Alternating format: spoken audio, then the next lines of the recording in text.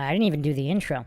Yeah, we're going to go over a lot. I dropped which movie we're going to be going over. We're going to actually go over more than one, and I think yeah, it'll be interesting. I'll also be breaking down why Hollywood is such trash now and the de-evolution of cinema as an art form in general. We've gone over this quite a few times, but I think this particular movie, Hunting Season, with the one and only Mel Gibson. If you haven't checked out his Illuminati interview, check that out here on the channel, here on MINDSHOCK, where we go over everything with logic and reason at the forefront, attempting not to fall for any logical fallacies like pretty much everything else out there.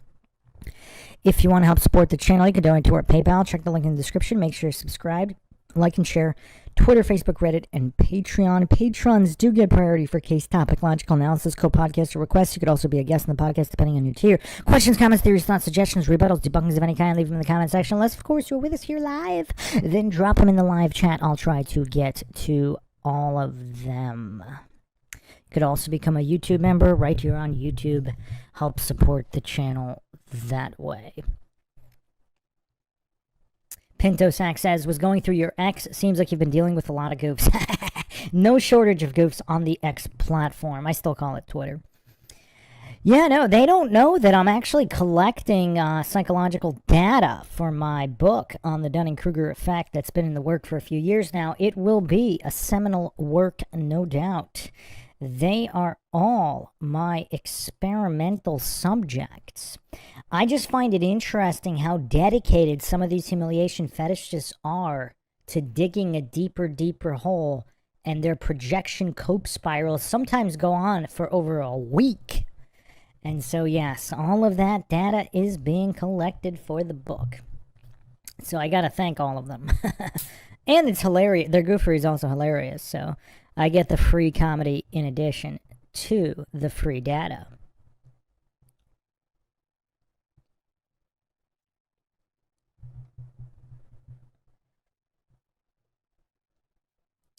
Yeah, Lord Zed is not here. He was here the other day, wasn't he? South to West says the Mel Gibson interview is incredible. Boggin says Matrix 1 was the last good movie out of Hollywood. I don't even know how The Matrix got made. But no, there were a couple of movies after that. Wasn't Gladiator made after that? I think Gladiator was made after Matrix 1.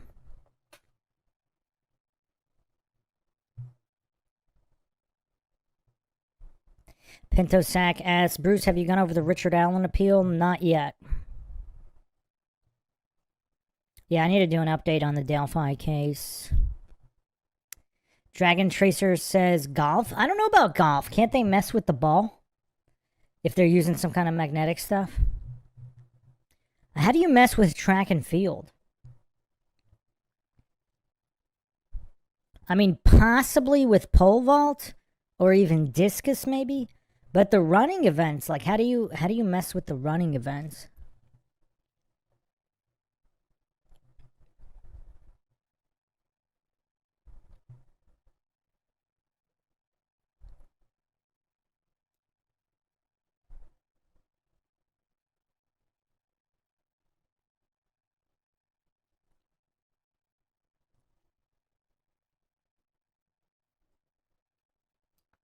Justin Johnson says they can rig any of it. Well, I mean, other than paying off the runners, I mean, unless they're using, like, what kind of technology would they use to rig track and field without letting the runners know?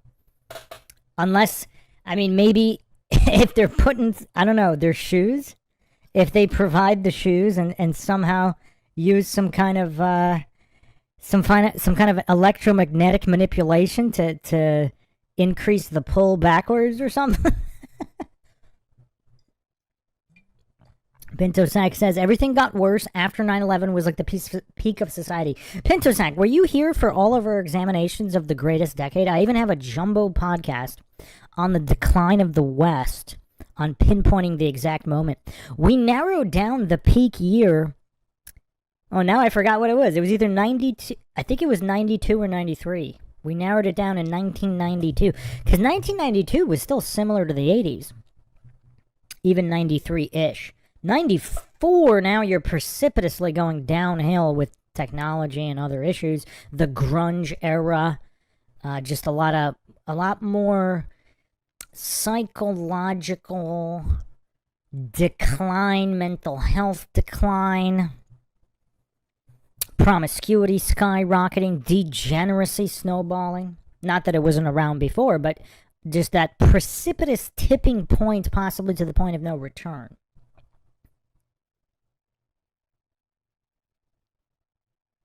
Boggin says, agreed, 1999 was peak Hollywood. 2000 was pretty decent, too. A lot of good movies came out in 2000. Possibly even 2001-ish. I think 2002 was a noticeable decline. And onward. What was did we go over this? What was the last great movie other than Top Gun Maverick? Other than the recent one, where was the,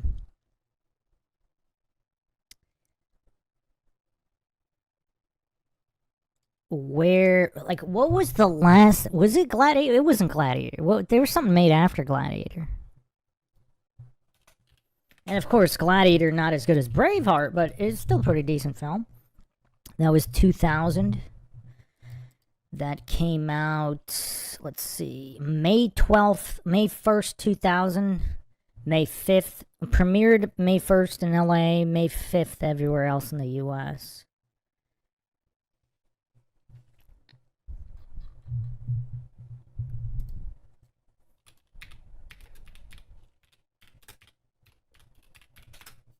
What else came out in 2000? The Replacements. That was an awesome movie. One of the greatest football films of all time. Who hasn't seen Keanu in The Replacements? What a year 2000 was.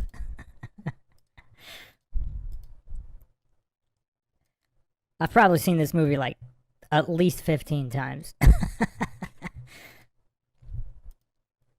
I was actually never a Keanu Reeves fan. This was probably the only movie other than The Matrix that I could kind of stomach him in.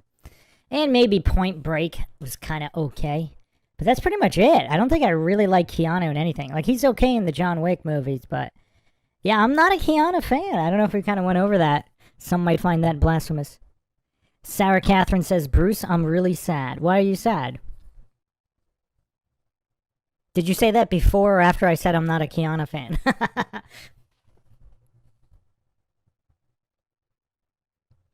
Rodney says, Hollywood still puts out a great film once in a while, but not consistently. Well, I don't know about great. I mean, Top Gun Maverick is probably the only so-called great film in decades. I mean, I just can't recall anything just absolutely incredible in a really long time.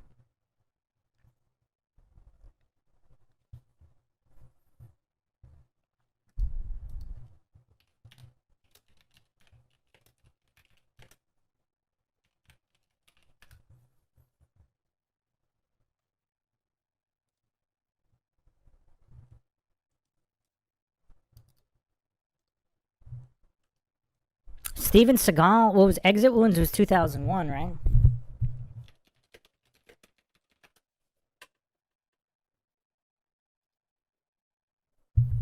Yeah, it was 2001. What a year. 2001 still had some solid films.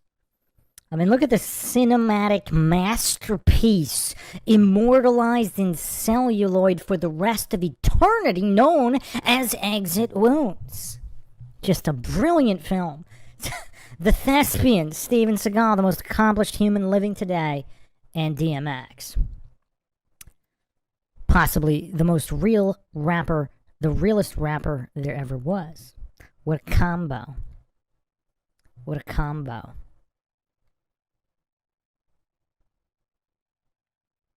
Dragon Tracer says Steven Seagal peak film. Indeed.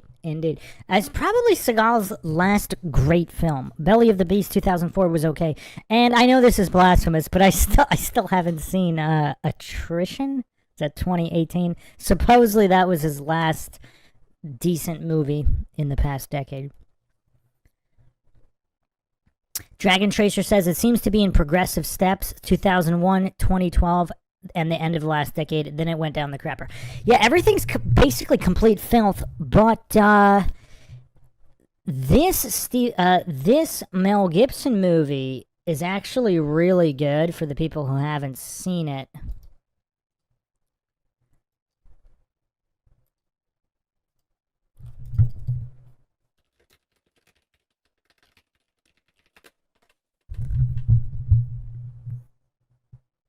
What the heck? They have I'm getting Mandela affected here.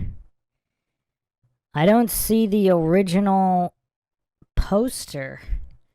There's some kind of a new poster that I've never seen before and seems to have nothing to do with the movie. But in 2016, Mel Gibson came out with Bloodfather. For those who haven't seen Bloodfather, check it out. It's really good. One of the last great films. It's a little bit low budget. That's really the only thing holding it back. If it was bigger budget, I mean, we could really call it a masterpiece. But it's absolutely unbelievable. It also has one of the best monologues I've ever seen. I've played it before. I'll play it again, though.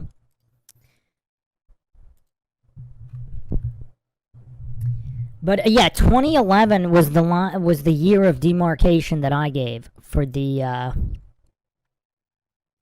Flat Bob says, "Did you get my question at the beginning? It's way up at the top. It might be easier to just ask it again, Flat Bob."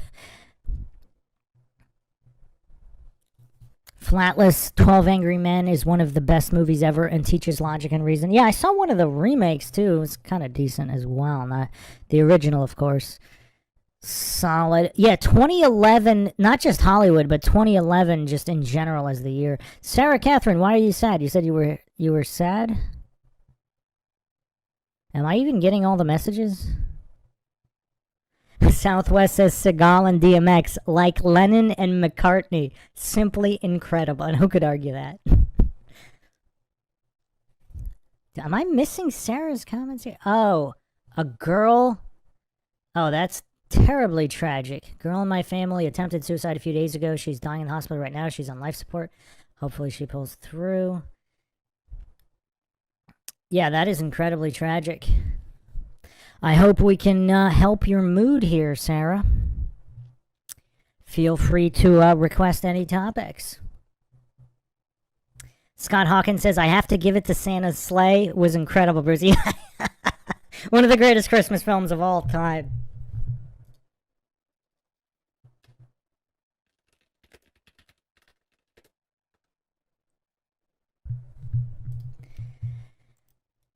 And Santa's Sleigh, which I think we went over that. It was like over a year ago, maybe now? And this is practically like a high-level film theory class at this point. This is like PhD-level film we're discussing. Santa's Sleigh with Bill Goldberg. One of the greatest Christmas films of all time. That was 2005. Well, quite a while ago. But yeah, Mel Gibson's Bloodfather was 2016. But as far as the line of demarcation, I would say 2011, and then the previous one might have been around 1992, 93.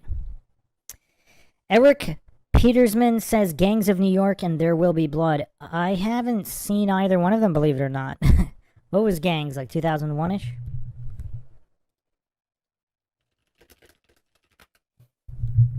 Oh, wow, 2002.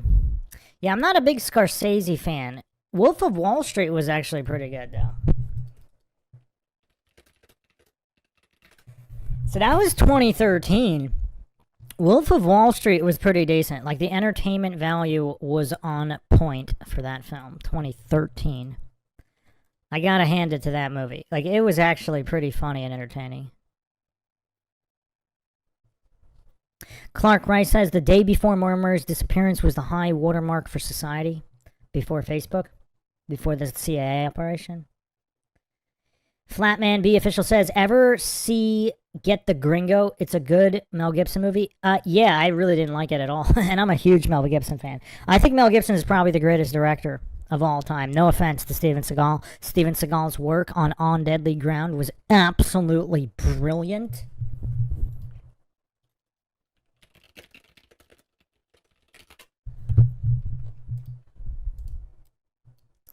Another absolute masterpiece from Steven Seagal, On Deadly Ground. But Mel Gibson, for Braveheart alone, both acting and directing. But yeah, no, I really didn't like Get the Gringo at all.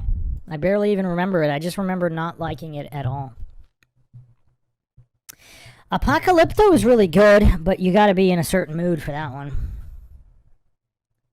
Critter Mama says 2000 was a disappointment.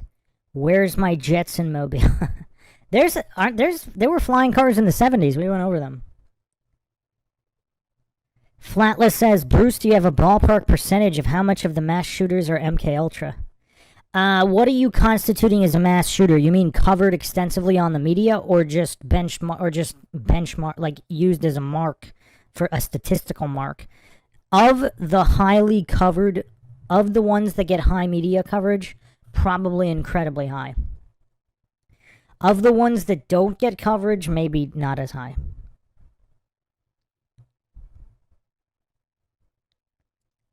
Austin MP says Signs is sick. Yeah, Signs was a really good movie. I actually like The Village even more. The Village is my favorite M. Night Shyamalan movie. Some people think it's also a Flat Earth type movie, on just how easy it is to maintain an illusion. The Village was 2004. Signs, I believe, was before that. Yeah, 2002. Yeah, The Village is definitely my favorite M. Night movie. Did M. Night make Old? I haven't seen Old. That's a newer one. But yeah, 2011 is what we kind of, just based on everything. Like, even when the sun started turning more white instead of yellow, it seemed to be more pronounced. It seemed to have gone beyond, like, incredibly noticeable 2011. Whereas I'm sure it was dimming slowly from the previous years, but I think there was still like a little bit of a yellowish tint in 2010 and prior. And obviously the 90s quite yellow.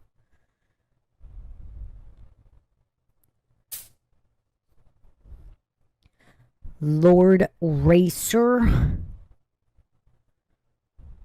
welcome. Ricky Rabs, Old was okay. Yes, M9. Oh, Clark Rice. That was Polybius, the PSYOP video game. Yeah, I did a whole podcast on that. Check that out if you haven't checked that out. It's fascinating history for people who are a fan of arcade games.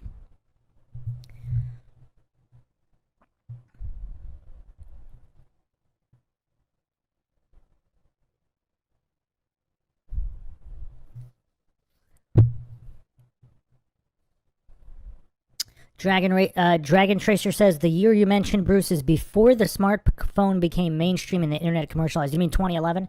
Instagram came out around 2011 as well. Yeah.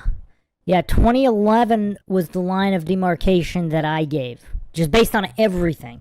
Literally everything. Chemtrails, whatever. Just everything. It seems like everything reached such a point where it was just such a noticeable decline.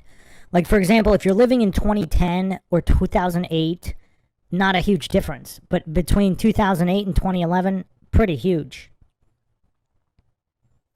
Maybe not huge between 2012 and 2011, but yeah, there seems to be a major line. I'm not 100% sure about that 2000 or 2001 line. 2002 was not that bad of a year. I mean, yes, there was definitely a huge energy shift, 9/11. Satanic holiday of sacrifice. But yeah, and some people even say that might be the actual birthday of Jesus Christ. But anyway, yeah, I mean, yeah, it's tough. It's tough. I mean, I really don't think, like, especially compared to 2011, 2002 was not that bad of a year. Or 2003. I mean, was it really that much worse than the day before 9/11? I mean, yeah, there's decline happening at all times, but how substantial was that decline? Was everything really to the point of irreversible degeneracy in those years, where you could argue 2011 was that year that 2001 was not? Sphinx Bear, you don't remember me going over the Mayans? They did not predict the world would end in 2012. The age would end, the previous age. And with all the mistranslations in the calendar, that could have been somewhat accurate.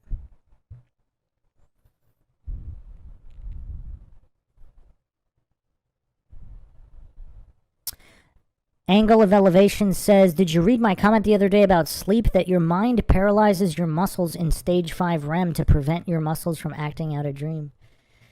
Stage 5 REM. I don't even remember all the stages. We need to do a podcast more on dreaming. If you haven't checked out the Eddie Bravo interview, Eddie Bravo goes deep into dreaming. He's definitely given that a lot of thought.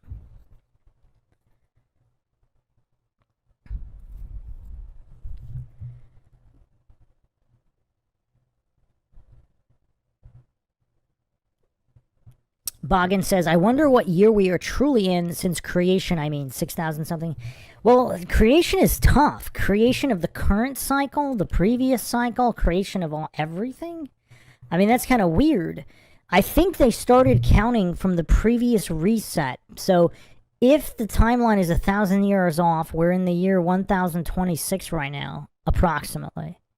From the previous reset, but not from the beginning of the world. And I actually went over some receipts on that in the Real History of the World series. So you guys could check that out if you haven't checked that out already.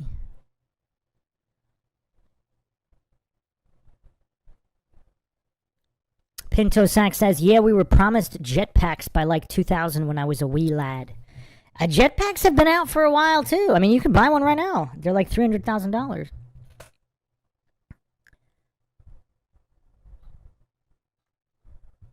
Every now and then there's something on the news about somebody either getting arrested or crashing with a jetpack.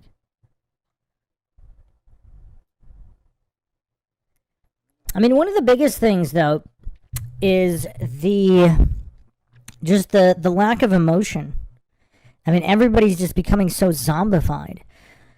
Whether it's just from looking at screens all day, just the absolute plummet of testosterone levels and the rise of soy. Everybody just seems completely mentally out of it. So highs aren't as high, lows aren't as low, and everything's just in this glazed over, apathetic, zombified life. And it seems to just, again, when you watch videos from the 80s or 90s, early 90s anyway, people just enjoying life. You don't really see that anymore. Maybe in like villages far away from cities. Flat Bob says, Bruce, my question was, what are your thoughts on Trump's a year in jail for burning the American flag? Isn't that an infringement on our free speech? Absolutely. If you're not calling for violence, you can burn whatever property you want. Yeah, that's weird. I have no idea what's going on with Trump. Was he really a Trojan horse?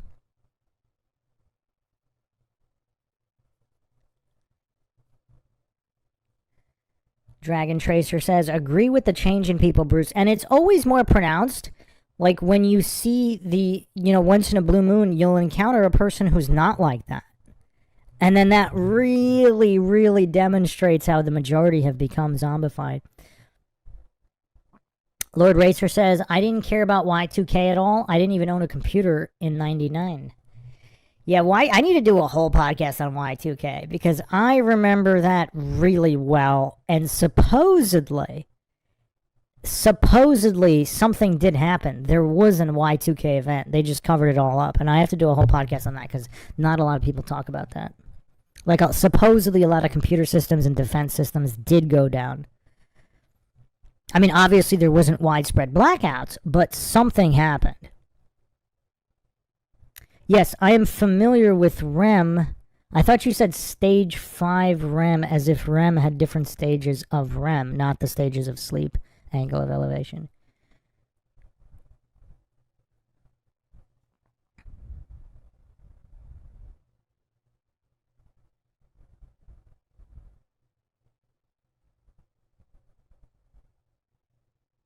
Dragon Tracer says, what I meant is that life in the 90s was different and took a little drop into the 2000s. After 2011, it was sharper, and end of the last decade, it changed even more drastically. That's my observation. Yeah.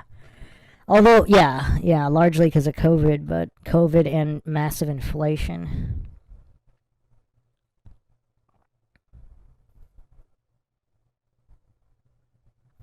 All right, so do you guys want to listen to the clip from Bloodfather? I mean, this is one of the most realist moments in a movie ever. Like, I remember watching this for the first time, and this movie was so deep. Mel's not even in this scene, but yeah, let me see if I can find it.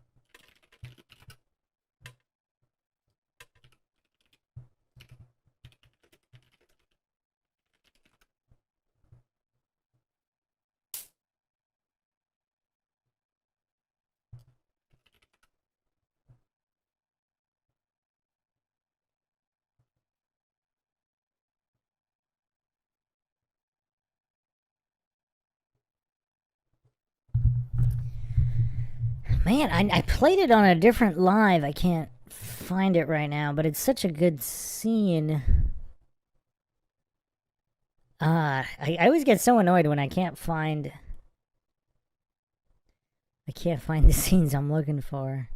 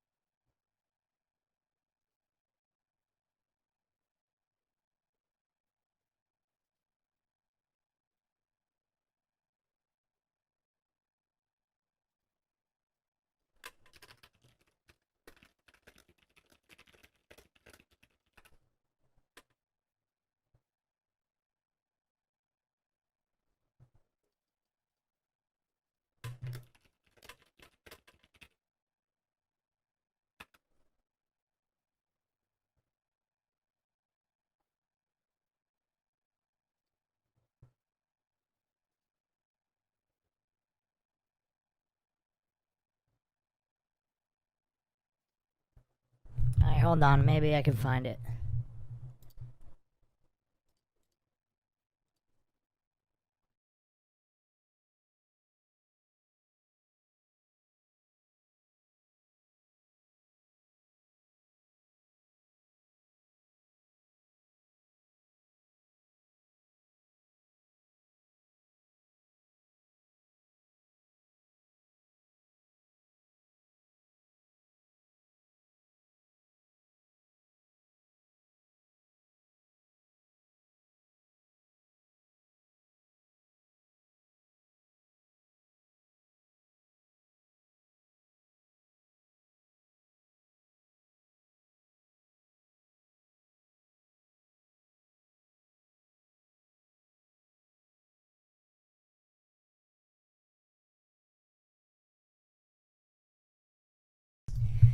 Or maybe not. Do you guys? I can get the scene. It's gonna take a while though.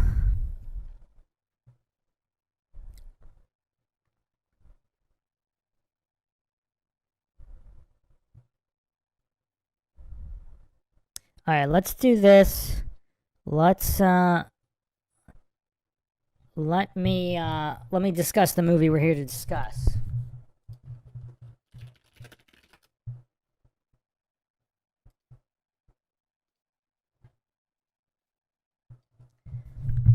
And it is Hunting Season. So this is the latest Mel Gibson movie, the 2025.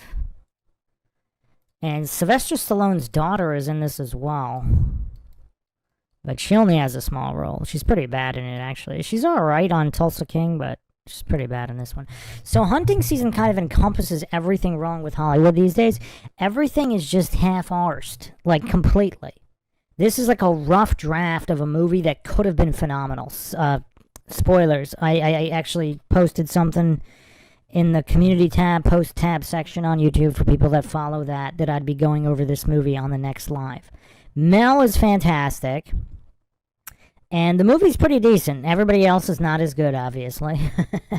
I mean, Mel Gibson, the only thespian that could possibly rival Alex Jones. I mean, I don't know. He's not that close, but I mean, at least we maybe can talk about him in the same category. The thespianism of Jones, of course, on a completely different level than anyone else out there. I mean, Jones can truly do it all. And someone actually requested this clip. I haven't played it in a while, so check this out. Walk out of a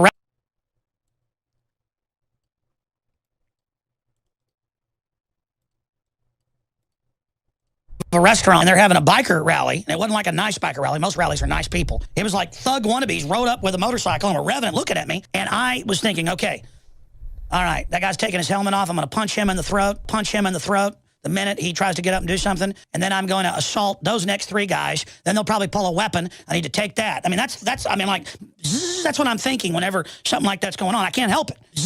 I'm thinking, all right, I'm ready to kill. I mean, that's just how I am. And I'm thinking, all right, okay, instantly assess these guys. These are probably ex-con, real criminals. I've got my 3 kids here. I'm a white guy. That gives me, just turbo dinosaur power. And I'm thinking, control yourself. Don't have a fight unless you've absolutely got to. The man in me is ready to take them all on. And gosh, you know what I'm talking about out there, don't you? Yeah, you scum. I hate gang members and filth. And it has nothing to do with black people. I'm a white guy. But I will stomp your head in if you start a fight with me, you thug scum. I mean, just Jones's ability. His ability to just go from 0 to 100. I mean, I've never seen anything like that. And then back down to 0. And then back to 100. Just all at the drop of a dime. I mean, look at those eyes. Look at those eyes. Is that not the eyes of a madman? The greatest thespian of all time, ladies and gentlemen. Alex Jones. Is he even the same Alex Jones of today? I do not know. Anyway, back to hunting season. So, in this movie, there's just really no development of any kind. They don't really go into Mel's background at all. Oh, by the way, another super great Mel Gibson movie. Let me get the name of this. This one was really good. I've seen this one quite a few times. What was the year? I mean, he's done quite... he also did a Christmas movie, Fat Man, which was pretty good, 2020. Wow, he was in Boss Level? Haven't seen that one. He's done a lot of stuff recently. I don't think most of it was good. He was in Father Stew. Was that with... That was with Mark Wahlberg. I did see that, but I don't think it was very good. I barely remember anything about it. Hot Seat was decent. Okay, On the Line was good too. Okay, so what was the movie I'm thinking of? Edge of Darkness. Yeah, 2010. So he hadn't really done a movie for quite a few years. Almost 10 years, and then he came out with Edge of Darkness in 2010. Also before that 2011 line of demarcation. Anyway, with hunting season, there's very little background on anything. It's like a first draft of a movie.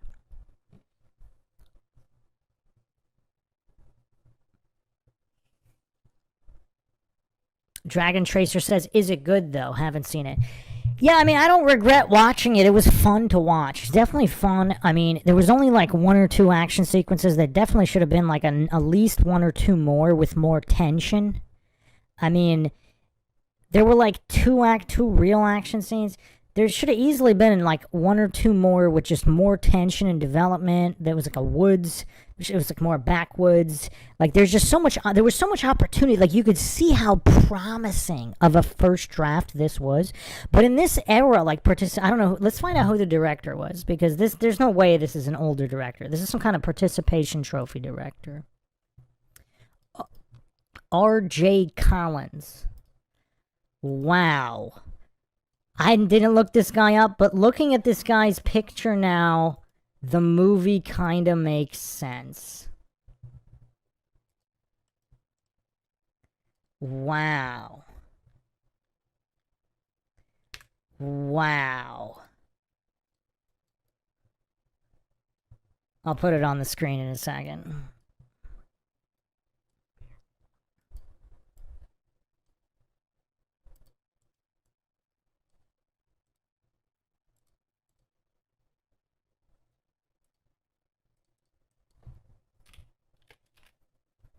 So this is R.J. Collins. I don't know why Mel just didn't direct the movie. If Mel directed it, I mean, it would have been phenomenal. This is R.J. Collins. That explains a lot about the movie. I mean, look at this soy goof. I mean, look at the soy goofery.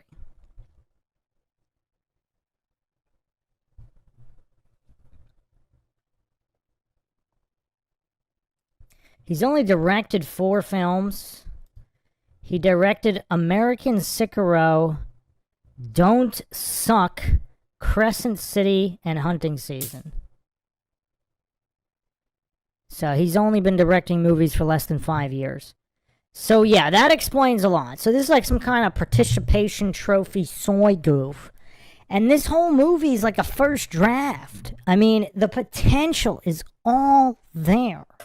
There's twists, there's turns, and there's, a gang, a cartel gang, whatever. But there's no backstory on any of it. There's not really a development of the town. There's a little bit of character development, not a ton. And the ingredients are all there to be a great film. If this was made in the 90s or early 2000s, like, this would have been a phenomenal film. And this is everything wrong with modern Hollywood now. Like when you watch a movie like Top Gun Maverick, yeah, it did have the original to kind of lean on, but even without the original, like there's a lot of development there. There's a lot of flushed out story and characters. For Hunting Season, there's really not much, but the ingredients are all there, which makes it almost even worse, because if the ingredients weren't there, then you could just write it off, this is garbage.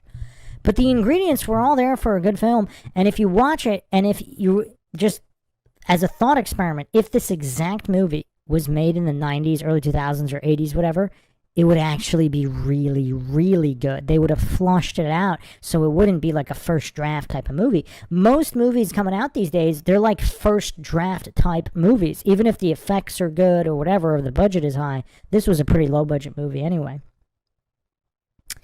Dragon Tracer says he looks like a character from Wii Sports. The way he's standing is total video game character. Yeah. Dragon Tracer says, now I'm unsure if I want to watch it. It's pretty good. I mean, I can't think of a better movie that came out in 2025 though. I'm trying to think. What was the best movie of 2025?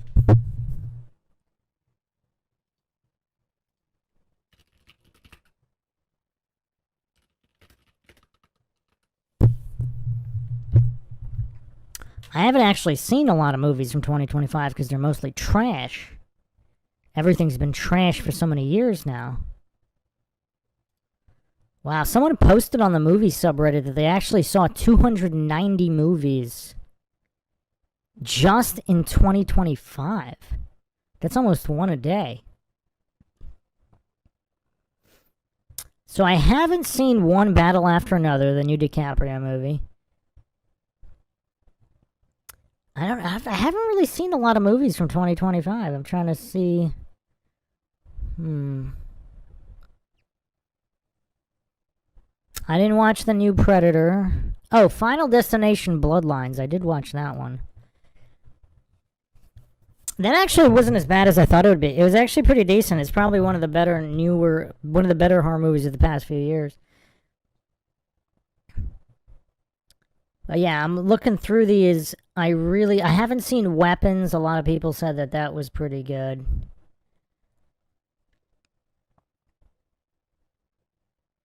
I haven't seen the new Frankenstein. Haven't seen the Springsteen movie. Didn't watch the new Fantastic Four movie. That looks like garbage. Didn't watch Thunderbolts. That looks like garbage.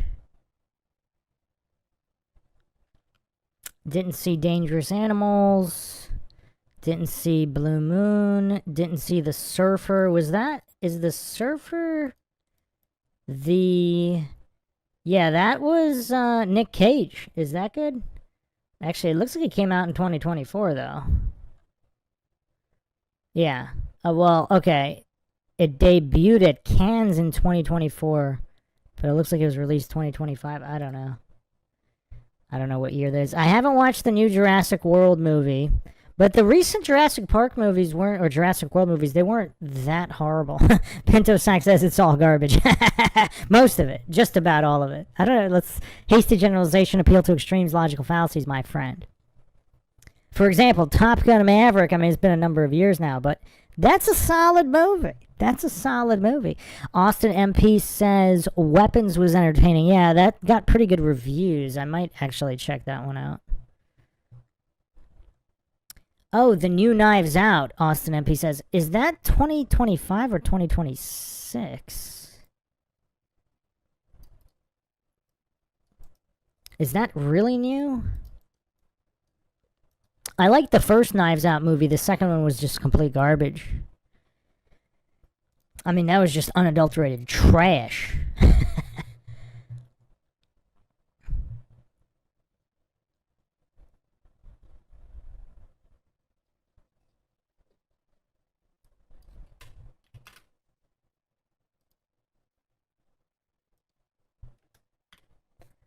Oh no, Knives Out 3 was 2025.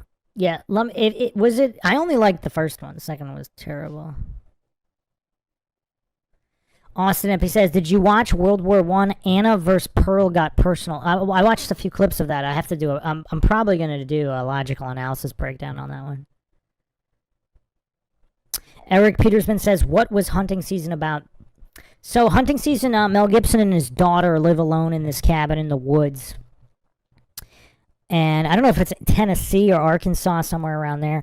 And a wounded young woman, they happen upon her and they're nursing her back to health, and she has connection to this drug cartel who come looking for her. And it's like a small town nearby, and it's actually a pretty cool setup. I mean, it's nothing revolutionary, nothing super original, but it would have been it's a great first draft type movie. And I haven't specifically gone over that, I don't think. There's actually a few movies like this where it's like a first draft type of movie, where all the ingredients are there to make a great film. And it would have been great if people, if it just had more, if people weren't so apathetic about making it. Like, everybody might be giving 100%, but Mel Gibson's 100% is, Mel Gibson's 1% is everybody else's 100%. So it's like all these other people, they're just not capable of rising to the level of guys like Mel. Dragon Tracer says, Afterburn with Batista had an interesting vibe. Post-apocalyptic films. Yeah, I love post-apocalyptic films. I actually was going to watch that, and I don't like Batista at all. Batista was like the beginning of the end of WWF, WWE, whatever. Like that crop of wrestlers. Just, and the John Cena wiggerisms and all that.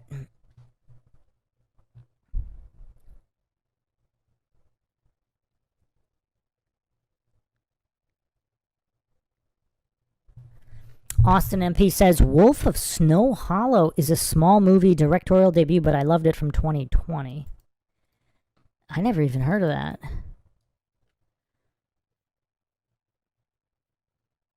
Small Utah town terrorized by a werewolf. I'm in. I am totally in. Gonna have to check this out. Let me add this to my list.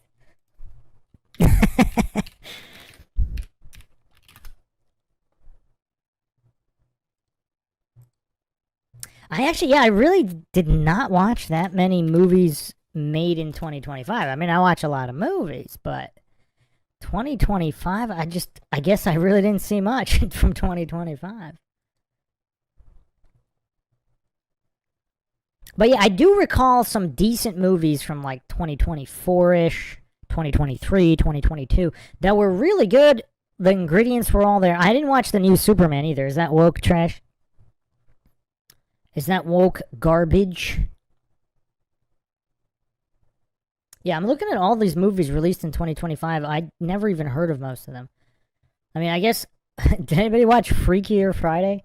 The Freaky Friday with Lindsay Lohan, the original one, that one was actually not horrible. But that was kind of my point. Oh, I watched, is The Accountant 2 2025 or 2024? Let me double check this.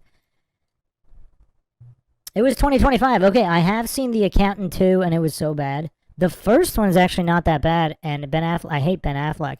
And playing a retard, he actually did well. You know, staying true to his, I don't know how much acting he was doing, but yeah, The Accountant Part 1 was good.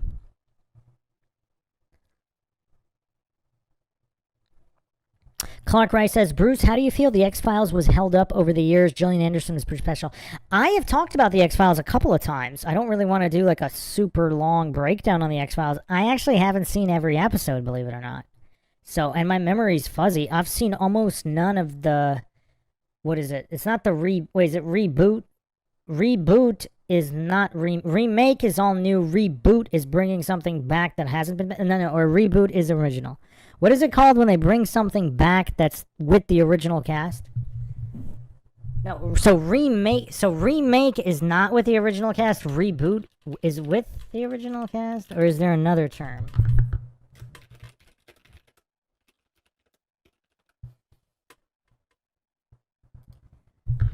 Okay, so reboot. Okay, no, revival is a cast. Okay, so reboot is bringing something back which may or may not also be a revival. So a revival will have the new one. Okay, revivals are continuations.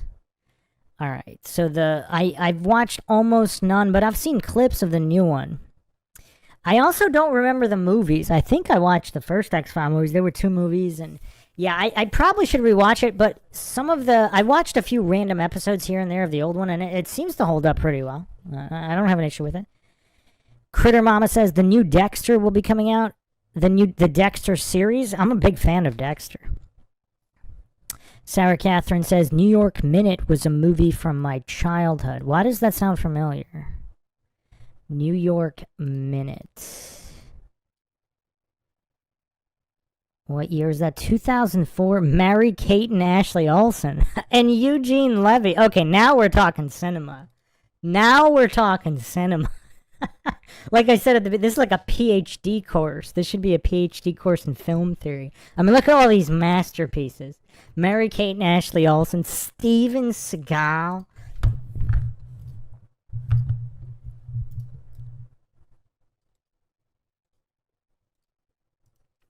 I actually have not seen this one.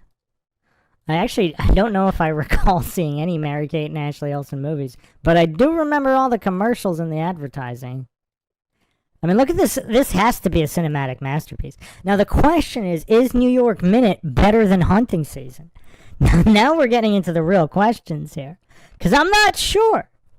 The fact that it was made in an era where people could actually make good movies, I mean, that makes this interesting.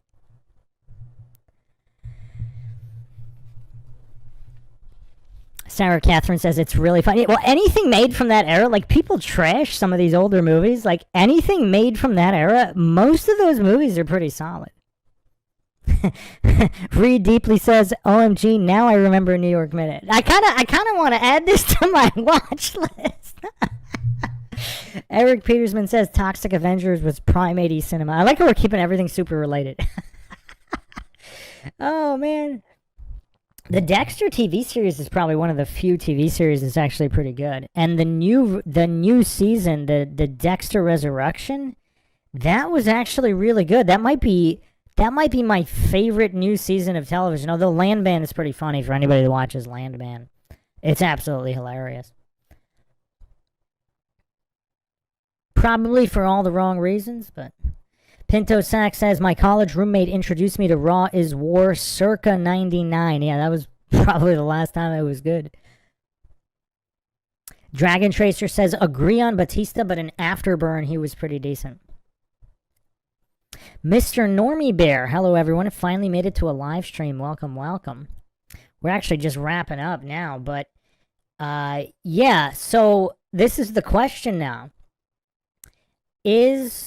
Somebody, Critter Mama was wondering about Avatar 3. I haven't seen Avatar 2 or 3. I was not the big fan of Avatar 1. I mean, Dances with Wolves in Space, I mean, it's alright, I guess. Is it Cobain Bear or Cocaine Bear? Might have been the most recent film that I laughed at, 2023. The new Spinal Tap was a disappointment. That's what Scott Hawkins said.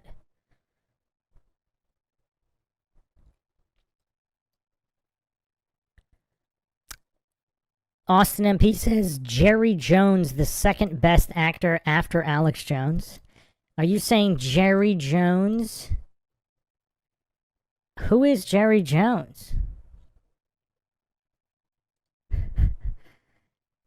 I don't know who Jerry Jones is. Is he related to Alex Jones?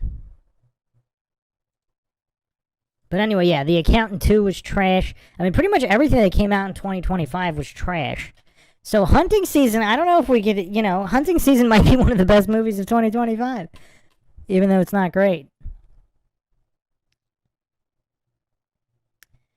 Reed Deeply says, Soylent Green was my 70s sci-fi. My era, they eat people. Eraserhead. Reed Deeply says, I hate myself, but the twins were cute. Haha.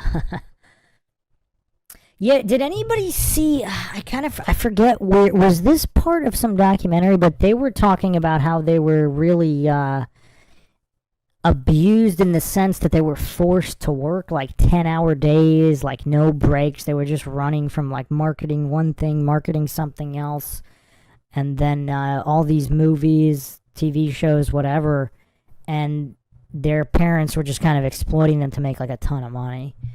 I forget which documentary that was. But I actually don't recall if they ever actually intersected with the really dark weirdos. I don't know. I don't think they ever said anything in that regard. I think they didn't they make some comments after the Amanda Bynes thing, because she, quiet on the set and all that stuff. But they said most of their abuse was just in overworking them, like having young kids just work 12-hour days or whatever. Reed Deeply says, yeah, they ran them ragged. They became reclusive. It was almost scandalous. Yeah, it was kind of sad. Yeah.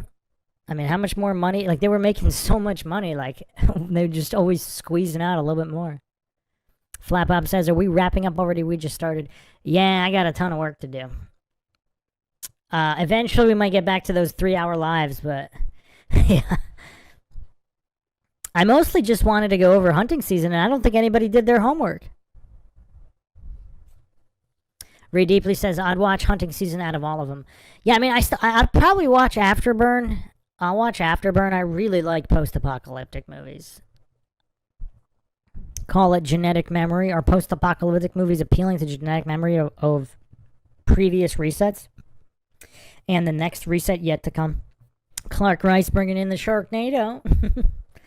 Yeah, I mean, I can't think of a better movie in 2025 than Hunting Season, and Hunting Season's really not that great. I'm just saying the ingredients are all really good. As a premise, the movie's good. And you know what else I watched recently? I don't know, call me crazy. I don't know if this is a Mandela movie. I almost said Montel Williams for some reason. Why am I... Montel movie. How many people... this was such an under-the-radar movie. I don't remember any advertising or anything.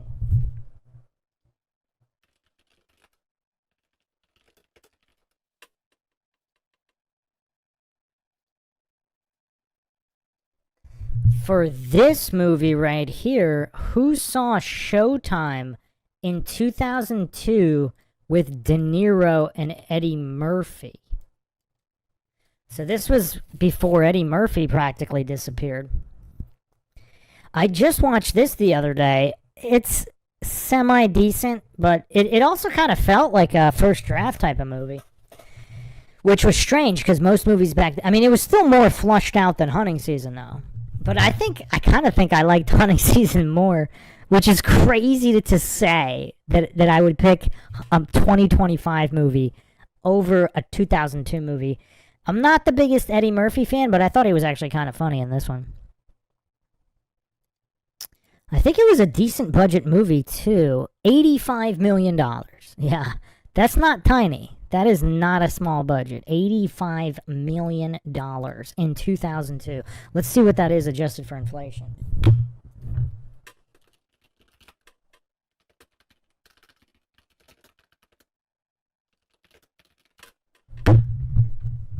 So that's $153 million today. Wow. Yeah, quite the big budget movie. Reed Deeply says, De Niro and Eddie Murphy, how is that a real thing? Taxi Driver, that's a real thing. Yeah. I mean, it was actually kind of funny, but De Niro just looked mentally checked out in the whole movie, but Eddie Murphy was actually trying.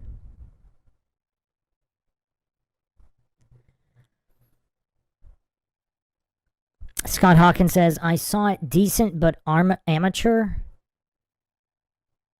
You talking about Showtime? Dragon Tracer asking, what is your favorite movie, Bruce? Oh, that is so tough. I think I went over that, right? On the 80s and 90s? Did I not go over that?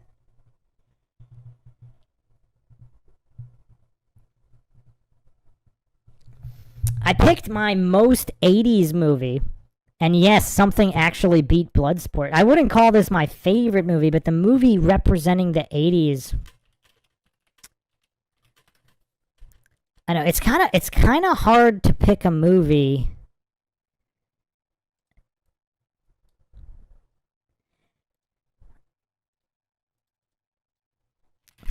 I don't know if I ever named my favorite movie. I don't know, maybe Braveheart. So by favorite, you mean the movie that I think is the best? It's probably Braveheart. It's kind of hard to bet against Bloodsport. I mean, Bloodsport's Donald Trump's favorite movie.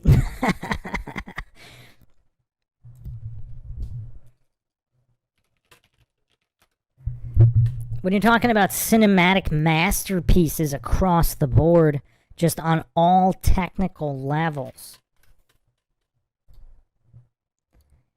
I mean, it's kind of hard to pick a better movie than Braveheart.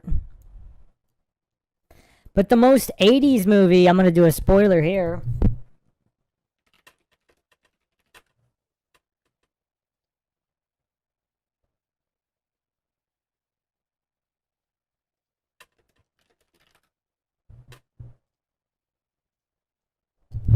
The most 80s movie ever that we determined was the one and only American Anthem. I do not recall a movie that's more 80s than American Anthem. Kill the Bank says, Bloodsport was no doubt my favorite back in the day. Probably watched it 100 times. Had every line memorized. Not proud of it. You should. Why would you not be proud of it? I mean, that's one of the greatest accomplishments of cinema in the history of existence. Reed Deeply says, how come you never pick Molly Ringwald, Bruce? I was never a Molly Ringwald fan. Kill the Bank says Roadhouse was up there too. I never liked Roadhouse. I mean, I like Roadhouse. I just don't like Roadhouse as much as some of these others.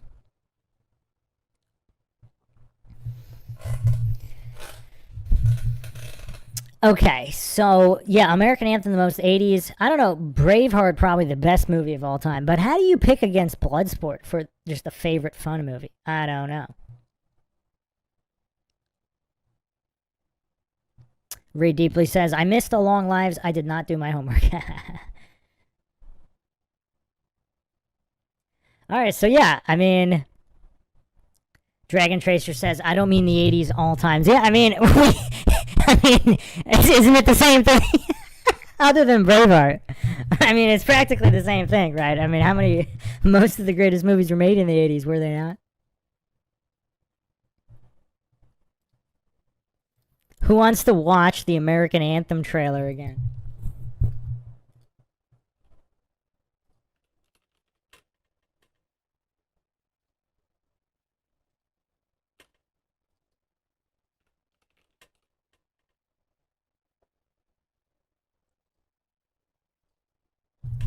If you want to watch what's the greatest movie trailer of all time, I'm not going to spoil that one. Check out that podcast if you want the best trailer only, not movie.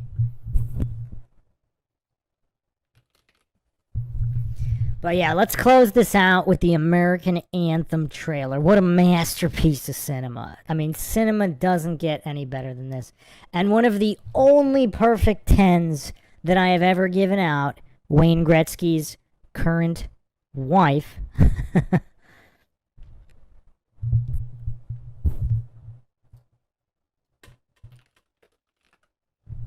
The one and only Janet Jones.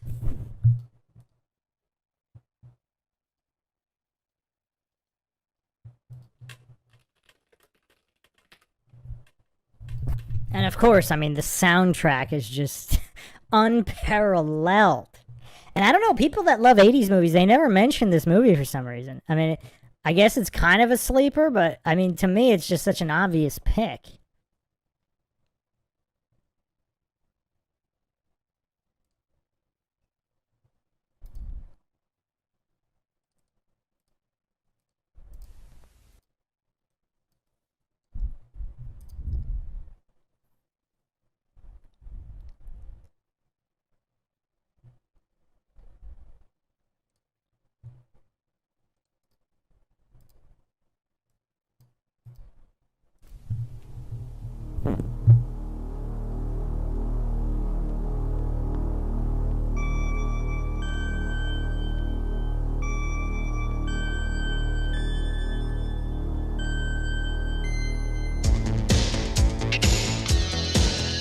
There's something you want badly.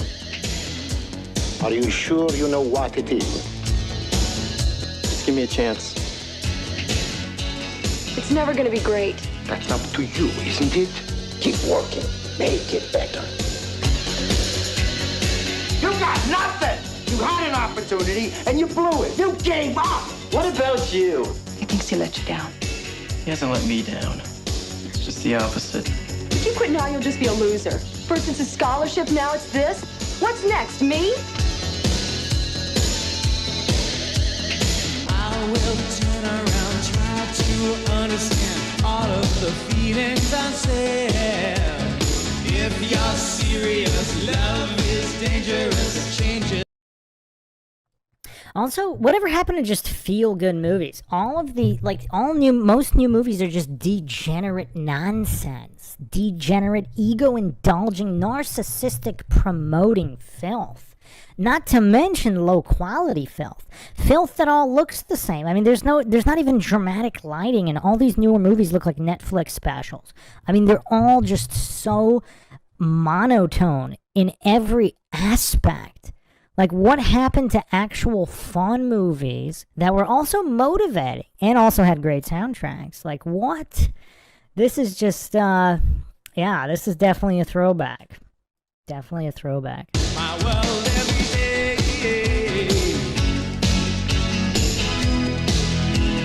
Believe it. I guess one could argue, like, testosterone levels actually weren't in the gutter back then, so everyone just had more charisma. And we all just need the same things. I'll tell you what I know. We're heading in the same direction, so never let it go. American Anthem, the new vision of love and triumph from the director of Purple Rain, featuring the music of Mr. Mister. What a, wow. Nix, Andy Taylor, John Parr, and In Excess.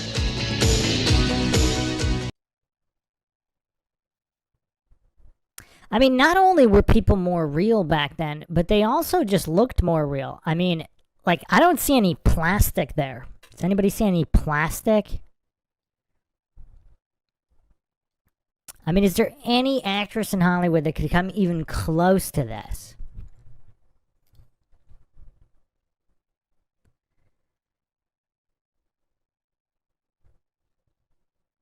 Reed Deeply says all the stars now are washed up has-beens. Well, even the up and coming, Flat Bob says actual Barbie without the plastic. Well, also, and I've said this before, it's almost like everybody just had more soul. Like, even in just the acting, the delivery. I mean, look at just the contrast lighting. And this is like a low-quality video, but...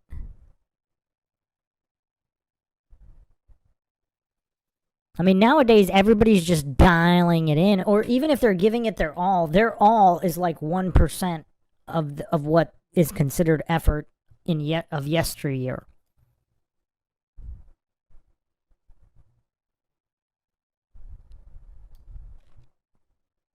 I mean, have you seen any kind of genuine joy? Like, I know she's acting, but man, what a genuinely joyful smile. Reed Deeply says, did you guys see Miley Cyrus's face? Good grief. Oh, man. Lunchbox says Vision Quest was #1. Vision Quest was pretty good, but the girl in Vision Quest, I mean, not to be rude, but yeah, I'm not even going to give my rating. I mean, just not comparable.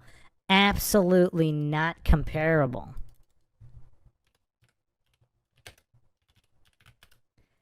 To Janet Jones.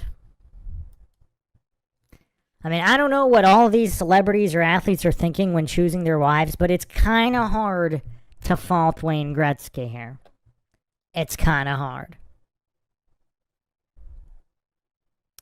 Critter Mama says natural beauty. I mean, I think part of it is makeup trends, too. Like, caking your face with a ton of makeup. I mean, I'm sure she's probably got some kind of makeup on here, but it seems quite understated.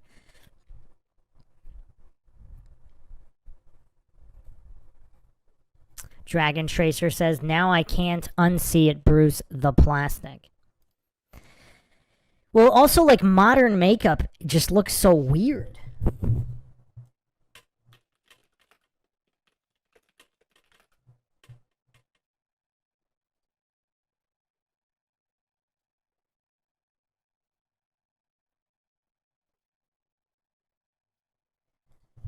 Like, how do you go from this standard to someone like what's the new Snow White or whatever? I mean, the new Snow White, like, her face isn't even symmetrical. Some kind of like weird super wide face.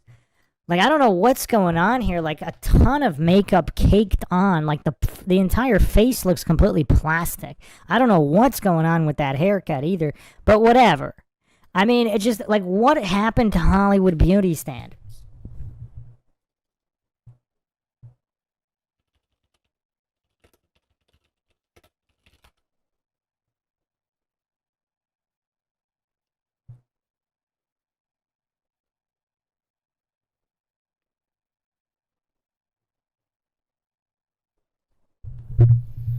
I mean, Hollywood has truly went down the crapper. Flat Bob says her eyes are like 6 inches apart. Reed Deeply says surgery. Dragon Tracer says she can see in multiple dimensions. Lunchbox says like painting a car.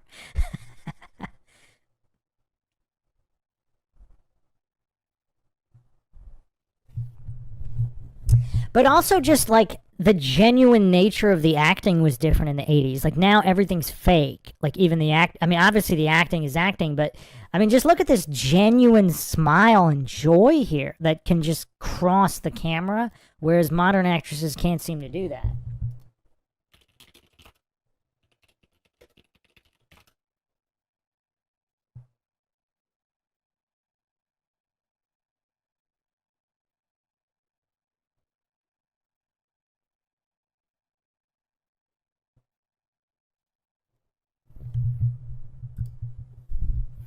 Like, we could do another comparison here.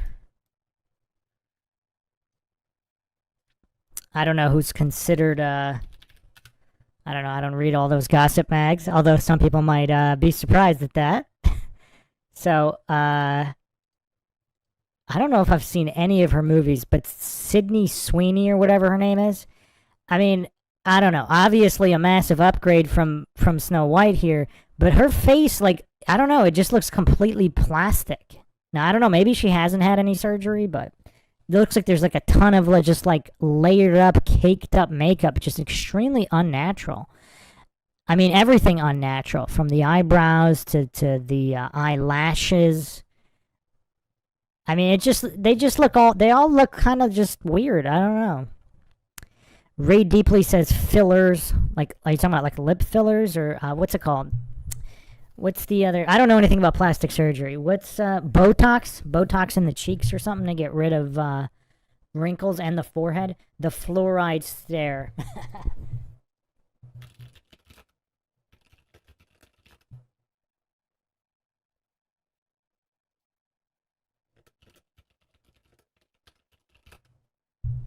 Well, it's also so Janet Jones was 25 years old here in this movie.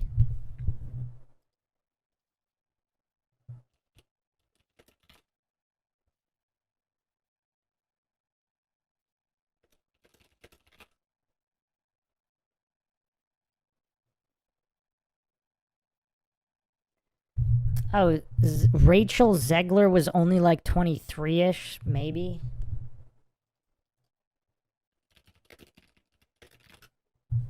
Sydney Sweeney is like 20. I don't know how old she is here, 27 or 28. So not that much older, but are they doing Botox and all that preventatively? Because obviously, I mean, I don't know how many of them would be having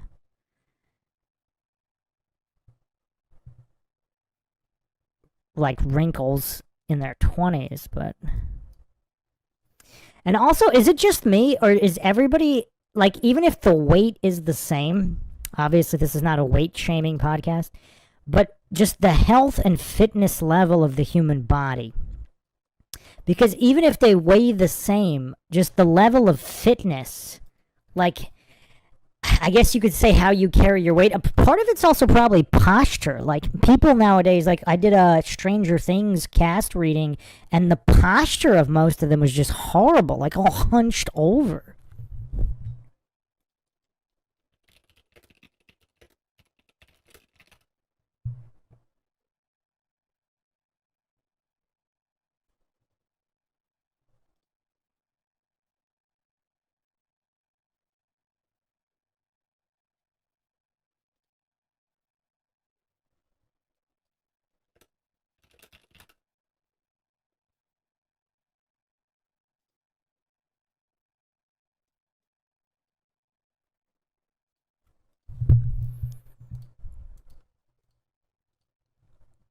Here's a shot of Sydney Sweeney in a bathing suit.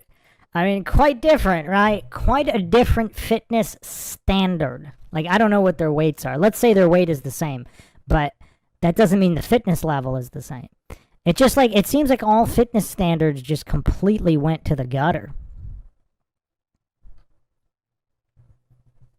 I think a lot of it is posture too. I don't even, like, obviously fitness level, but posture.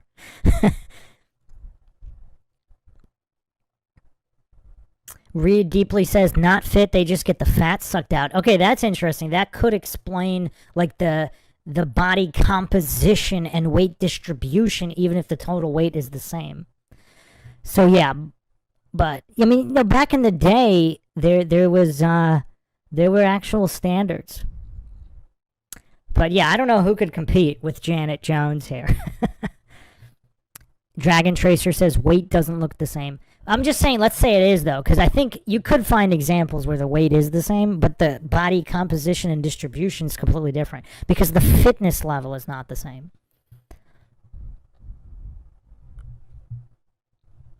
Critter Mama says, that was the thing. We used to work out 3 to 4 times a week and walk dogs. I never see people walking dogs anymore.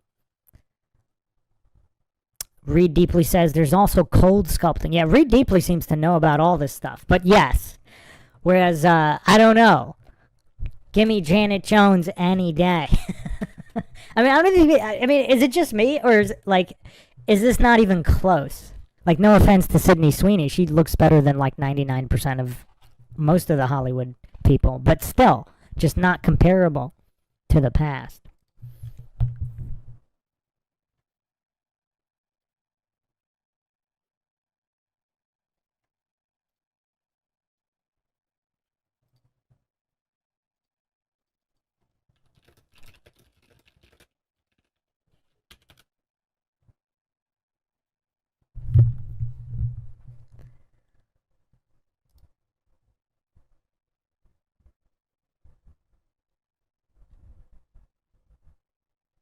But anyway, I don't really want to end on that, but just, yeah, Hollywood's definitely gone down the drain.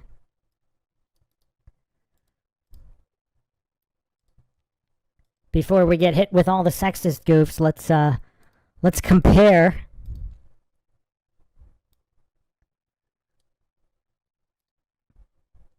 Let's compare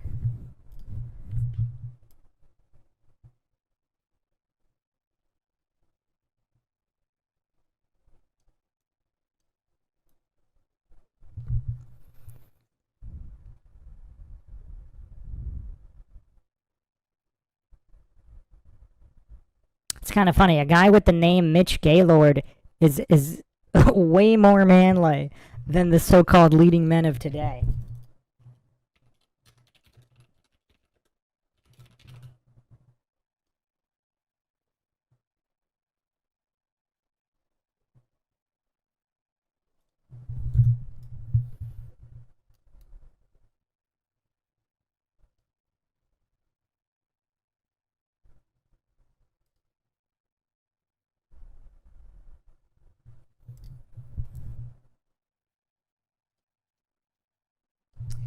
So this is action superstar Ryan Reynolds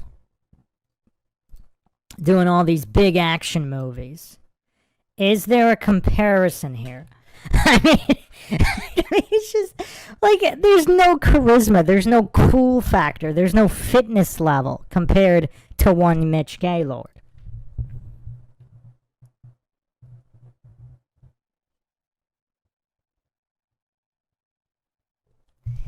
Well, it's also, I don't know, there's just something about the charisma. I don't know, just the charisma, I guess. Like, all these newer guys, like, even if they're jacked, like the new Jack Reacher or whatever, he's jacked like crazy. He just doesn't really have any charisma. He's no Arnold. He's no Stallone. He's no Jean-Claude Van Damme. He's no... And Steven Seagal wasn't even jacked. But the charisma, just, like, off the charts. None of these new people have charisma. I think it's mostly just because the human soul has just been sucked from them in the forms of screens and food additives and chemtrails and all that stuff, that you just don't have genuinely mentally and physically fit people anymore, like mentally and physically healthy. Even if they, you know, do steroids or just get in really good shape, it's just not the same as a genuine human being from the 80s or 90s. Reed Deeply says he looks like my dog after he gets yelled at for sorting through the garbage. Oh man. No, but there's just no comparison. Like, cool factor alone, like, none of these guys can hold a candle to 80s actors.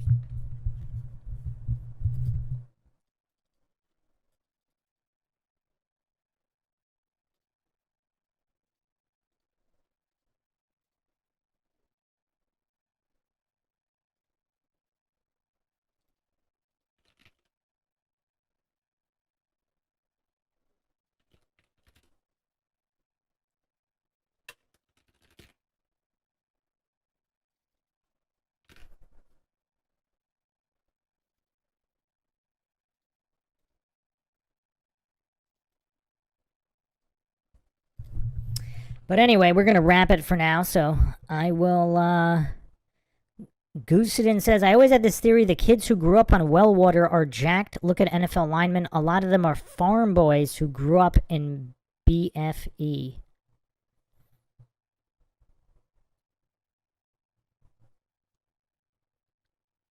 I mean, I don't know. For every one of those, you do have, I mean, I don't know. Look at Mike Tyson from... You know, he's from Crooklyn drinking that kind of sewer water. I mean, there's always exceptions. I don't know. But thanks again, everybody, for joining us. Catch you guys next time.